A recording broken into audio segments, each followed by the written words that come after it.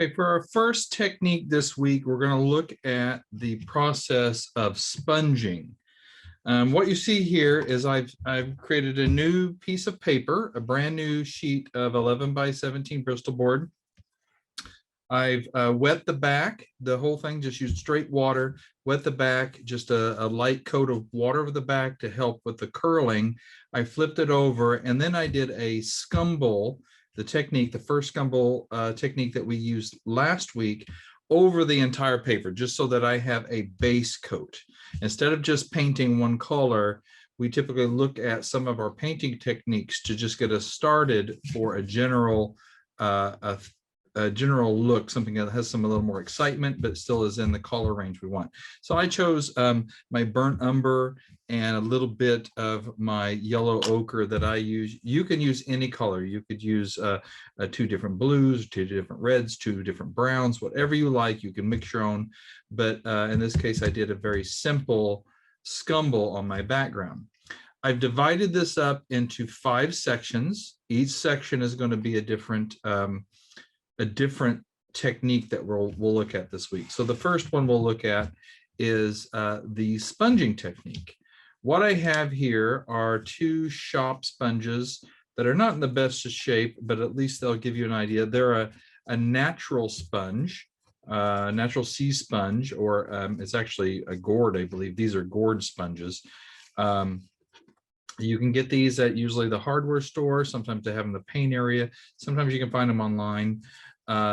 What we love about these is the irregular textures, the irregular amount of pores in them.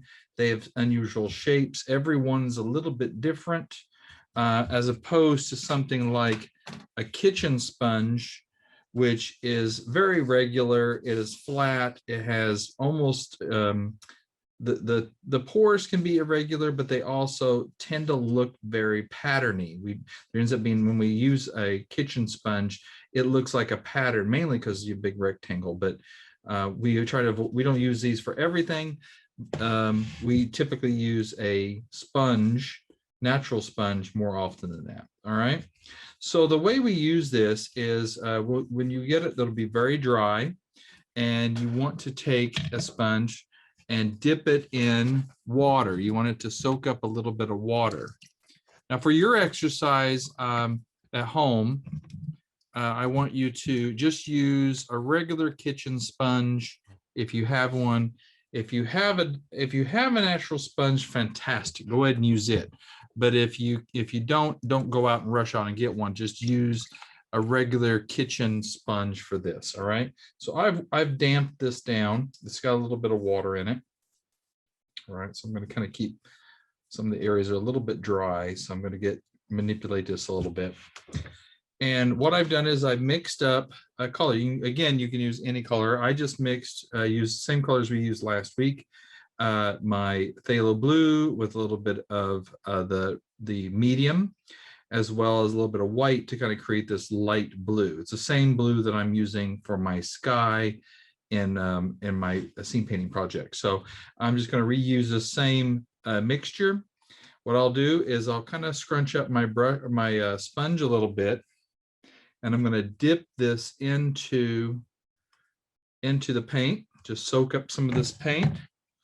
And as I apply this, I'm going to press down, twist, and move around so that I don't create a regular pattern. I also want to overlap a little bit. So let's see what happens if I just start sponging. There is definitely a little bit of pattern. I might twist it this way or that way as I work, just to give a little bit of variety to the shape. Maybe dab the end. The whole point is I want to avoid any type of patterning. All right.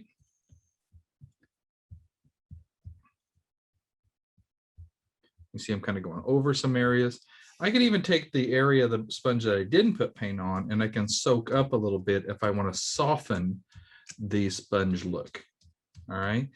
This is great for creating sort of a breakup look. If you have, you're creating foliage or trees, grassy areas. It's very similar in look to the rag roll that we did, but a lot less time consuming. we can quickly go over an area and create very nice, beautiful, natural looking organic shapes in a very short time. All right. So not only do we've done our scumble, now we put a sponge on top of that. We get a very rich look. This is very nice. I can dry this and I can sponge on top of that with the second color. Sometimes when we sponge, we will work with our base color, and we'll often add the tint and the shade to it within the same family. So in this case, I would add, do the same blue with a little bit of white to create my tint that I desire, and do an area with a tint, and then a blue with the black to create the shade, and do an area with the black if I wanted to create more modeling, more of a gradation within my piece. In this case, all I want to do is I want you guys to just practice by experimenting with using a sponge. I'll show you on the lower half using a kitchen sponge what that looks like. Here's this kitchen sponge. I'm going to dip it in the water first so that it actually soaks up and softens up. Okay. And I will dip it into my blue, soak up some of the paint. Let's see here. I'll probably pick up some of this white. I think the white will show better. All right. And as I apply it down here, you see it looks, I'm getting that line. I don't want that line. And it's very hard to get away from that. So it looks, I got to work it kind of lighter and overlap, but oftentimes you end up getting, unless you start hacking at this with scissors or a knife or something, you won't get a very organic look like you do in this area. You'll get this very linear look. It looks manufactured. So, okay, so for this, go ahead and take care of prepping your paper by doing a scumble of any color you like on top. Section it out into 5 equal sections. In my case, it was around 3 3/8 of an inch per area. So I measured 3 3/8, 3 3/8, and that way I got each line, divided it up. I went in and put a piece of tape down because I like to be tidy in each of the sections, and then do a nice scumble on top. All right. Once you've let it all dry, it needs to be completely dry. I want you to experiment with either a kitchen sponge if you have one, or if you have a natural sponge, this is more scenic, relatable. So go ahead and experiment with using a color on top to create a sponging technique. Till the next one.